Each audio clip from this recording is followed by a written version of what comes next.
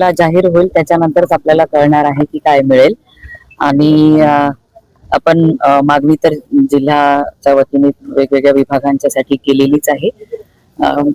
बघू, सगळ्याच जिल्ह्यांना जसं मिळेल तसं समसमान आपल्या जिल्ह्याला सुद्धा मिळेल अशी अपेक्षा आहे. सध्या इराण आणि अमेरिका युद्ध होत आहे, त्याची झळ काही परभणी जिल्ह्याला आहे? परभणी जिल्ह्यालाच नाही सर, संपूर्ण जगाला होईल. कारण क्रूड ऑइलचे शक्यता प्राइसेस वाढतील आणि त्याचा परिणाम सगळीकडे थोडा बहुत सगळ्यांना सोसावा लागेल. परंतु केंद्रातील पंतप्रधान नरेंद्र मोदीजींचं आपलं सरकार हे सक्षम आहे सगळ्या परिस्थितीवरती मात करण्यासाठी. जिल्ह्यातले काही नागरिक अडकलेले आहेत? नाही, त्यांच्याशी संपर्क चालू आहे आणि इंडियन एम्बसी आपल्या प्रत्येक ठिकाणी आपण त्या ठिकाणी हेल्पलाईन नंबर दिलेले आहेत आणि तिथे नागरिकांची सुद्धा व्यवस्था केलेली आहे. म्हणजे कुणी असं घाबरून जाण्याची परिस्थिती नाही. बंदोबस्त सुरक्षित आहे. शक्तीपीठ महामार्गाचं चालू आहे, तुम्ही मुंबईला होता, तुम्ही आंदोलन झालं. 5 तारखेला बैठक महसूल मंत्र्याकडे असं सांगण्यात येत आहे.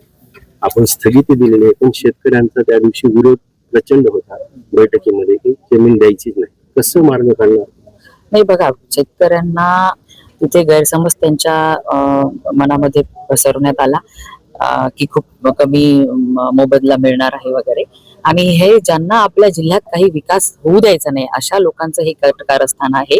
त्यामुळे ती स्थगिती दिली होती आणि मोजणीला स्थगिती दिलेली, परंतु शेतकऱ्यांना विश्वासात घेऊनच सर्व काही होईल. शेतकऱ्यांवरती कुठलाही प्रकल्प लादण्यात येणार नाही, शेतकऱ्यांचं कुठलंही नुकसान होईल असं काम कधीच मुख्यमंत्री देवेंद्र फडणवीस साहेब होऊ देणार नाहीत असा विश्वास मुख्यमंत्र्यांनी मला दिला आणि त्यानंतरच आपण ही मोजणी थांबवलेली आहे. सध्या जिल्हा मध्यवर्ती बँकेचा मुद्दा सभागृहात गाजत आहे की मोठ्या प्रमाणावर बोगस भरती झाली, त्याचबरोबर 80 ते 100 कोटी रुपयाचं कर्ज वाटप हे त्याच्यामध्ये अनागोंदी आहे. तुम्ही संचालक आहेत, मग कसं पाहताय या प्रकरणात?